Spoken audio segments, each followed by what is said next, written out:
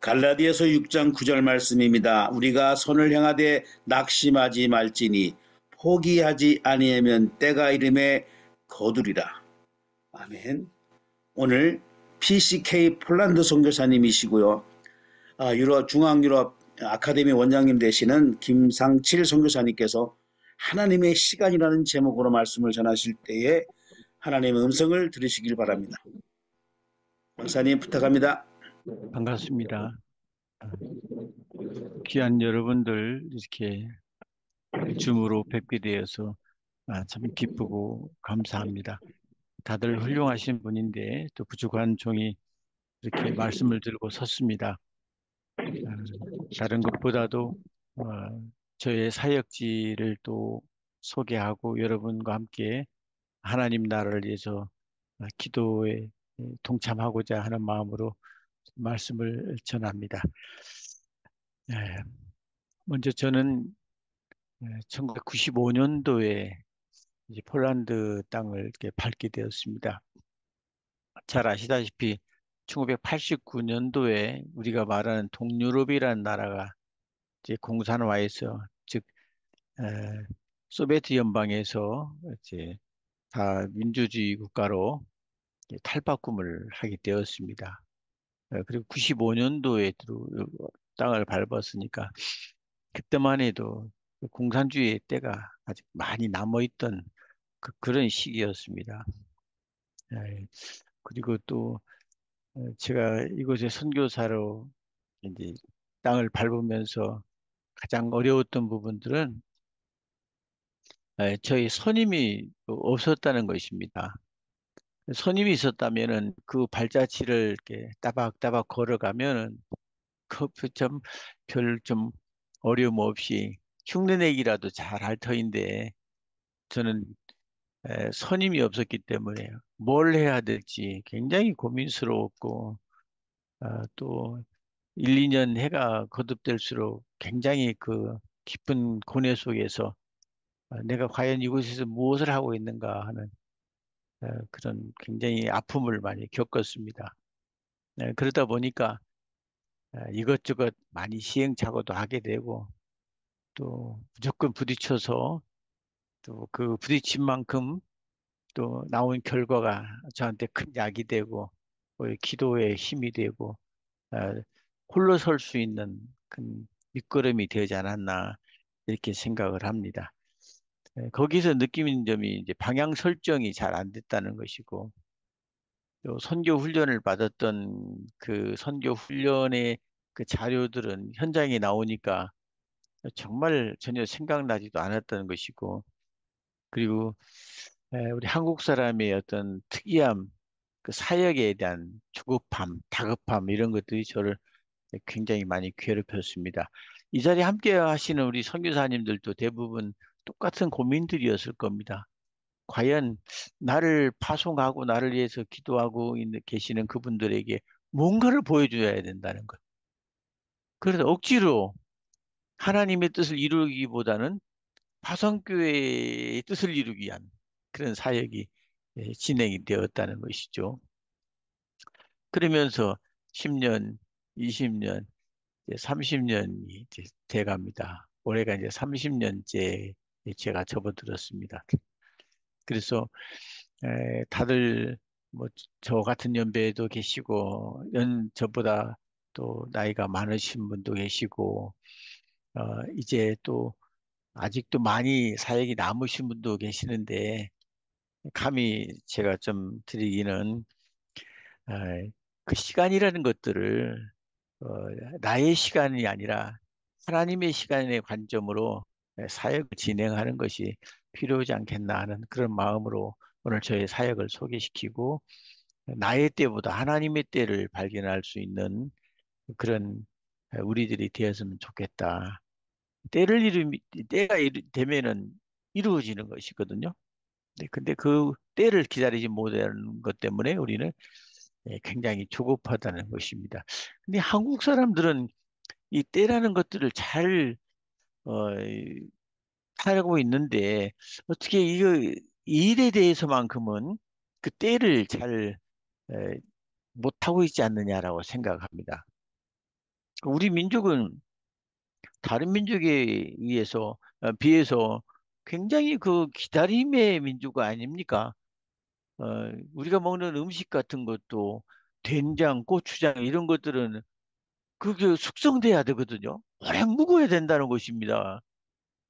그리고 심지어 매일 먹는 밥도 뜸 들이기라는 시간이 있습니다. 이 뜸을 안 들이면 밥이 덜 되는 설 되는 밥인데 그런 미묘한 고추장, 된장 그리고 이 젓갈 그다음에 이런 밥 이거 숙성되고 기다림의 시간 그 뜸 들이기 시간에 아주 많이 길들여 있으면서도 우리 선교사님들은 현장에 나가면 그런 거 다 필요 없이 막 번개불에 콩볶아 먹는 사역을 지내고 있는 부분들이 우리가 더 사역에 있어서 실패를 많이 하지 않느냐. 그렇게 생각이 되거든요. 폴란드 친구하고 만나서 저는 다 털어놓고 말이죠. 좀 이렇게 속도 없이 처음 만나서 한 두 달 지나면 뭐 니것 내것 없이 막 퍼주면서 서로 이제 됐다. 너는 나하고 친구야. 그러면서 막 사귀면서 있는 말 없는 말 다 했는데 정작 그 친구가 나에게 마음을 털어놓는 기간은 10년이 걸리더라는 것입니다. 쉽게 마음을 털어놓지 않아요. 3년 될 때 저에게 처음으로 성탄절에 저를 초대해서 밥을 같이 먹자는 말을 처음 말을 했습니다. 그리고 난 다음에 내가 당신을 3년을 두고 봤는데 이제 우리 한 가족이 되어서 성탄절에 식사 초대한다 이 말을 듣고 제가 깜짝 놀랐습니다. 아니, 이 사람이 나는 한 달 지나서 내 속마음을 다 털어놨는데 이 사람은 3년 동안 나를 감시하고 쳐다봤구나. 예. 사역이라는 건 그렇거든요. 그리고 10년이 지나야지만이 사역의 눈을 뜨지. 무슨 사역을 하겠노라고 지금 돌아보면은 참 얼토당토 않는 일 많이 했거든요. 그래서 이런 말씀을 여러분에게 좀 드립니다. 조금 더 뜸들이기 작전으로 좀 많이 했으면 좋겠다. 그 말입니다. 제 후임이 왔을 때 저는 그랬습니다. 뭐 선교 전략 짜지도 말고 어, 뭐 이렇게 보고서 할 생각도 하지 마라. 배낭 메고 유럽 1년 동안 여행 다녀라. 땅밟기 해라. 가서 시골 장터 가서 장국밥, 국밥 사 먹으면서 전부 다 땅밟기 한 다음에 1년 지나고 난 다음에 말하자 나오고 예, 그런 이야기를 했습니다. 그리고 어, 제발 좀 선교사님 좀 보내놓고 보고서 한 번 한다고 들들 볶지 마라. 이 양반이 걸음마도 제대로 못 걷는데 무슨 보고서를 작성하냐. 거짓말할 수밖에 없다. 제발 1년 정도는 좀 묵혀두거라라는 그런 얘기를 많이 하고 있습니다. 그러면서 얻은 것이 이제 제가 그거거든요. 에, 이제 처음에 할 일이 없어서 야 이거 어쩌면 좋겠니? 이곳에 그 당시에 어, 막 이제 사회주의의 틀을 벗고 어, 사람들이 이 자유주의, 민주주의가 됐는데 그 공산주의의 그 맛에 젖어 있어서 아직 그 때를 벗지 못했기 때문에 능력 있는 사람은 막 차고 나가는데 능력이 없는 사람은 이제 도태되고 거지가 되는 그런 상황이 되었습니다. 쉽게 말해서 지금도 그런 것이 있습니다만 우체국에 가면 줄이 20명이 서 있어도 한 사람이 근무합니다. 옆 창구는 빵 먹고 있습니다. 쉬는 시간이라고.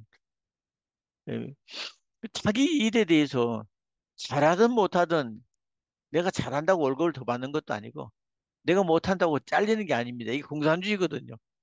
그런 습성이 있기 때문에 능력이 없는 사람은 이 바뀐 변화된 사회에서 살아나갈 수가 없습니다.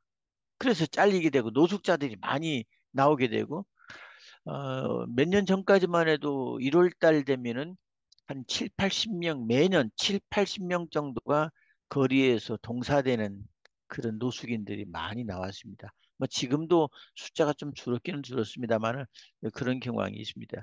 그래서 그들에게 노숙자들에게 이제 제가 어, 급식을 시작을 해서 어, 거리 사역을 시작했고요. 그다음에 두 번째로는 어, 에큐메니컬 사역을 했습니다. 동양과 서양에 대한 그 교회의 장단점을 서로 하나로 뭉쳐가지고 하나됨으로 한번 만들어 보자. 그래서 한국 폴란드 목회자 아카데미를 제가 2006년도에 만들어서 지금까지 이제 2025년까지 이어져 나오고 있습니다. 한국 사람보다는 이 폴란드 사람들, 유럽인들이 약간 지성적인 것이 에, 좀 강합니다. 그리고 한국인들은 지성적인 목회보다는 영성적인 목회가 강합니다.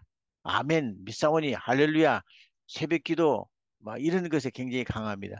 그런데 이쪽에 있는 유럽에 있는 목사들은 좀 신학적으로 냉정한 게 있습니다. 그런 부분에 대해서 우리가 한번 섞어서 골고루 섞어서 반죽을 해서 서로 나눠 가지면은 한국 교회의 특성과 이 폴란드교의 특성을 서로 본받아 가지고 교회가 많이 성장하지 않겠나 하는 그런 의미로 한폴 목회자 아카데미를 설립을 해서 좋은 열매를 많이 맺고 있습니다.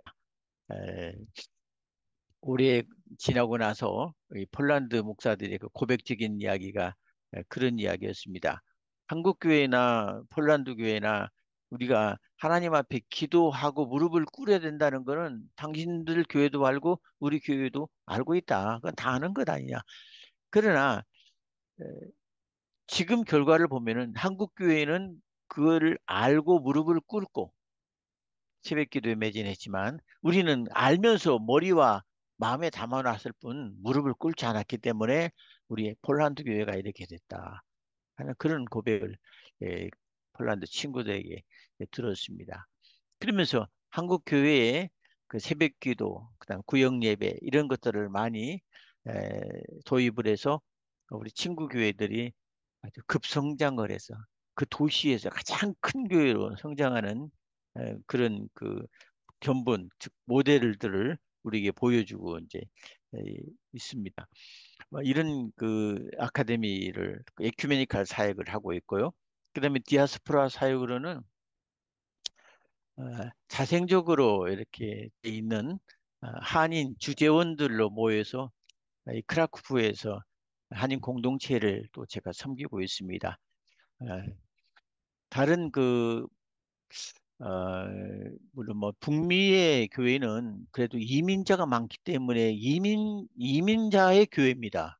그렇지만 이 유럽의 한인 교회는 이 북미나 뭐 다른 대륙의 교회와는 또 다른 점이 있습니다. 무슨 말이냐면은 우리 교회에 재직원이 한 20명밖에 되지 않습니다. 등록 교인이. 그런데 출석 교인은 50명입니다. 무슨 말씀인지 아시겠어요? 우리 교회에 있는 그 재직원들은 20명밖에 되지 않아요. 몇 가정밖에 되지 않아요. 그러나 매주 유학생들, 여행객들, 이들이 찾아와서 실제적으로 예배 드리는 숫자는 그 등록 교인의 2배 이상이 된다는 것입니다. 즉, 이런 특이한 사명이지요. 에, 교환학생으로 온 아이들, 그리고 여행을 통해서 잠깐 들린 사람들, 그런 사람들에게 우리 교회가 어떤 쉼터의 역할을, 아, 그 약수터의 옹달샘 같은 역할을, 그런 역할로서의 교회의 그런 모습을 유지해 나가는 것이 아마 유럽 교회의 특성 중에 하나지 않는가. 뭐 이런 디아스포라 사역을 좀 제가 진행을 하고 있고요. 그다음에 이제 마지막으로는 에, 문화 사역을 했습니다. 미술관도 했고 청소년 카페도 했습니다. 그리고 신문사도 운영을 해봤습니다. 그런데 카페는 너무 저렴해서 1달러씩 팔다 보니까 망해서 문을 닫았고요. 재정적으로 NGO 소망을 심는 사람들이라는 NGO 단체를 유지하기 위해서 하다 보니까 학생들에게 돈을 받을 수가 없어서 그 저렴하게 하다 보니까 결국은 망하게 됐습니다. 그리고 미술관은 미술품이 팔릴 리가 있겠습니까? 한국의 그 수묵화 같은 것들이 그냥 이렇게 어, NGO를 유지하기 위한 하나의 에, 뭐 형식에 불과한데 이것도 역시 그냥 명목만 유지하고 있고요. 한참 잘 된 것은 신문이었습니다. 타블로이드판으로 제작을 해서 폴란드어, 한국어, 그다음에 다른 독일이나 프랑스, 유럽으로 나가는 그 신문은 영어를 넣어가지고 이렇게 아, 한참 재밌게 몇 년 동안 잘했습니다.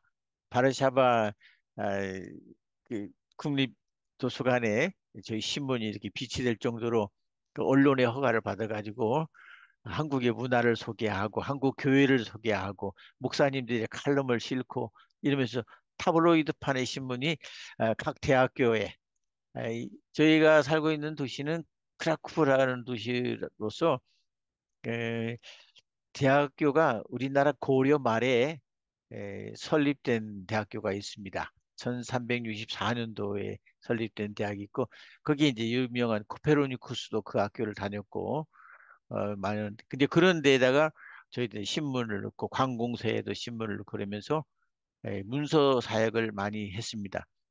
그런데 이게 지금 어떻습니까, 여러분? 종이 신문을 안 보죠.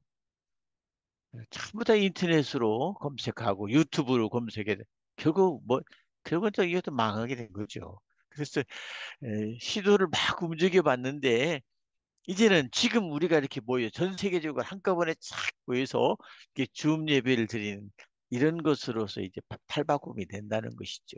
그래서 이 선교의 전략이라는 것이 예전에는 10년에 한 번씩 한 텀씩 갈아주면 되었는데 지금은 3년에 한 번 갈아도 이게 부족하다고 생각됩니다. 이 줌이 어떻게 변할지 몰라요, 여러분 이제. 요새 챗 GPT라든지 이런 그 AI가 나왔기 때문에 이제 우리 이런 그 줌 예배도 더 엄청나게 발전이 아마 될 거라고 생각이 되거든요. 근데 시대의 흐름에 따라서 선교사님들이 굉장히 많은 공부와 현실을 바라보면서 그 현실의 세계에서 많은 교육을 받고 그리스도의 성령의 필터로 걸러내어서 온전한 하나님이 주시는 지혜를 우리가 습득하는 것이 전략 중에 하나지 않느냐라고 봅니다. 근데 세속의 문화는 막 받아들이게 되면 그건 바알의 문화고 아세라의 문화거든요. 그 위장됐기 때문에 그러나 그런 것들을 두려워해서는 안 된다는 것입니다. 받아들이되 걸러서내서 성령의 필터로 걸러낼 수 있는 그런 것들이 저는 필요하다고 봅니다. 어, 지금 제가 폴란드 선교사인데 러시아하고 우크라이나 전쟁이 3년 전에 터졌지 않습니까? 오늘 갑자기 제 사역이 일시적으로 중단이 됐습니다. 그리고 뭐전 세계적으로 몰려오는 구호품들이 엄청나게 많이 몰려왔습니다. 그래서 국경을 제가 50여 차례를 저희 집에서 구호물자를 싣고 우크라이나 국경까지 달려가서 그 물건을 국경 넘어서 보내고 또는 현지까지 가서 전달하고 돌아오기 이제 10시간 차로 왕복 10시간을 사역을 했는데 그러다 보니까 저의 모든 사역이 일시적으로 중단이 된 것이었어요. 야, 내가 우크라이나 선교사야. 지금 폴란드 선교사야. 우리 폴란드 선교사 주일날 한 번 우리 이사교회 예배를 인도하는 것 빼고는 뭐 낮이고 밤이고 전부 다 이 우크라이나 지원하는 것. 또 우리 도시에 우크라이나 디아스포라 교회가 세워져 있거든요. 우크라이나 청년들을 만나서 그들에게 또 보살피는 거, 그 사람들의 정착을 돕고 그 사람들이 예배 드리는 거 도와주고 이러다 보니 제가 우크라이나 선교사가 된 거예요. 이 현장 일이 바뀐다는 것입니다. 내가 진행했던 모든 것들은 올 수습이 된 것이. 그러니까 한폴 목회자 아카데미가 이제 한폴이 아니라 우크라이나 폴란드 아카데미가 된 거예요. 우크라이나 사람들이 3분의 2가 참여를 하게 된 것이에요. 현장이 선교 현장이 또 이렇게 바뀌게 된다는 것입니다. 그렇다고 이거를 뭐 그만둘 수는 없지 않습니까? 이런 사역 가운데에서 하나님이 우리에게 주시는 것들이 수시로 변하는데 그 수시로 변하는 그 상황에 따라서 우리도 잘 대처해 나가야 되지 않느냐라는 그런 말씀입니다. 아, 그리고 이 것들에 대한 수고에 대한 그 열매 그리고 사역에 대한 열매 내가 사역을 잘하느냐 못하느냐 이런 것들은 우리가 생각할 필요가 없지 않느냐라고 생각합니다. 잘하든 못하든 좋든 싫든 내가 살아온 삶의 흔적이고 나의 작은 역사이고 그 결말은 마침표는 주님이 찍으시는 거기 때문에 그냥 신명나게 열심히 사역을 하면 된다고 봅니다. 선교 사역에 대해서 성공적인 것이고 실패적인 것은 없습니다. 저는 그렇게 생각합니다. 내가 걸어온 가운데 이 가운데 내가 홀로 걸은 시간은 얼마냐? 그리고 내가 하나님과 동행하며 걸었던 시간은 얼마냐? 그런 것들을 우리가 스스로 점검하면서 하나님의 시간을 결정하는 것이 중요한 것이지. 우리는 때로는 사역을 열심히 진행했다 할지라도 주님이 함께하지 않은 사역도 많다고 저는 생각합니다. 그는 내 사역이 주님의 사역이 아니거든요. 우리는 내 사역을 해서는 안 된다고 봅니다. 주님의 사역을 해야 되는 것입니다. 그런데 욕심을 내다 보면 내 사역이 될 수가 있다는 것입니다. 그런 부분에 대해서 나 우리의 그 내 작은 역사가 점을 찍을 때 그는 계산서에 들어가지 않느냐 이렇게 생각합니다. 내가 판단하지 말고 불의와 타협하지 말고 하나님의 때를 바라보며 걸어가며 살아갈 수 있는 그것들이 아름다운 것이지 않느냐고 생각합니다. 어, 마지막으로 한 가지만 시간이 다 됐어요. 이제 잠깐만 하나만 더 말씀드리고 맺겠습니다. 어, 아, 처음에 폴란드 선교사로 간다 그러니까요. 우리나라 95년, 98년도입니다. 우리나라의 그 교회들이 아마 그 우리 호주 계시는 사역 보신 목사님도 아마 그러셨을 거예요. 무슨 뭐 유럽의 선교사로 가? 유럽이 무슨 선교가 필요해? 그러면서 우리는 참 많이 구박했습니다. 구박 참 많이 받았습니다. 선교 훈련 받으면서 유럽 선교사는 저쪽 선교사 취급도 못 받고 아프리카 이런 데 가면은 막 훌륭한 박수 치고 보내는데 유럽 선교사는 눈치 보고 막 이랬습니다. 그렇게 하고 왔는데 이곳에 오니까 유럽 사람들도 우리를 막 무시했어요. 칭칭총 그러면서 놀리고 말이죠. 심지어 돌 던지고 어, 제가 살고 있는 도시는 99%가 순수 백인입니다. 스라브 민족들이에요. 여기는 중국인 없고 무슬림 없고 흑인이 없습니다. 하루 종일 다녀봐야 흑인 한 명, 두 명 볼 수 있을까? 흑인이 없는 거예요. 그런데 이 누리팅팅한 그 동양인이, 키 작은 동양인이 와서 유럽의 본고장인 이곳에서 뭐 선교사로 왔다. 웃기지 말라는 거죠. 예. 그런 구박을 받으면서 많이 살았는데 사실은 제가 이곳에 정말 필요하다고 생각하는 전 세계적으로 폴란드가 마리아 숭배 사상이 제일 강한 나라입니다. 엄청나게 강합니다. 동구 우리나라의 동구 어귀에 가면은 뭐가 있습니까? 선앙당이 있지 않습니까? 큰 나무에다 새끼줄을 매놓고 그리고 물 좋고 경치 좋은 곳에는 뭐가 있습니까? 꼭 부처가 있어요. 촛불 켜놓고 이렇게 있는데 폴란드도 똑같습니다.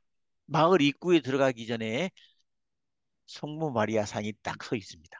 그리고 산에 가면은 꼭 성모 마리아 상이 있고 거기에 촛불을 켜놓습니다. 이게 똑같습니다. 한국은 부처고 폴란드는 성모 마리아라는 거예요. 그 두 개가 바뀔 뿐이지 똑같은 것이에요. 그걸 우리는 카플리츠카라고 그럽니다. 그리고 부자는 자기 마당 안에 그걸 하나를 성모 마리아 상을 큼직한 걸 갖다 놓고 나만 복 받으려고 거기다 특별하게 기도하는 경우도 있습니다. 이렇게 굉장히 우상 숭배가 강한 곳이 이 캐톨릭입니다. 폴란드에. 이곳에 개신교회, 개혁교회가 굉장히 필요하다는 것과 정말 이들이 정말 진정한 복음이 무엇인지 한국의 열정적인 교회의 모습을 보여줘야 될 사명이 저는 있다고 그렇게 생각을 했었습니다. 그리고 그것들이 지금은 많은 때를 이제 열매를 맺어가면서 개신교회가 생켄 조약, 즉 국경이 폐쇄됨으로 인하여 서유럽과 동유럽에 이제 섞여가지고 그 중앙 유럽이라는 단어를 사용을 하는데 폴란드가 점점 로마 카톨릭의 권세에서 이제 벗어나는 그 시기가 되어서 어, 아마 이번 전쟁도 그렇게 생각합니다. 우크라이나 저쪽 그 동부 라인 하리코프라고 하는 그 라인에는 인구가 참 제일 많이 살았는데 신앙이 거의 없는 사람들이었어요. 그 사람들이 전부 다 유럽으로 다 밀려 나왔거든요. 하나님께서 이 판을 막 흔들어서 이 난민들이 유럽으로 막 몰려와 가지고 섞이게 해가지고 복음이 막 섞이도록 하는 그런 역사를 일으키시지 않느냐. 더군다나 이 폴란드도 역시 같이 우크라이나인의 열심히 있는 디아스포라 교회 자극을 받아서 함께 성장하는 그런 역사가 지금 일어나고 있습니다. 폴란드에서는 200만 명 이상 난민이 들어와서 함께 살고 있는데 물론 여러 가지 힘든 것도 있지만 저는 긍정적으로 봅니다.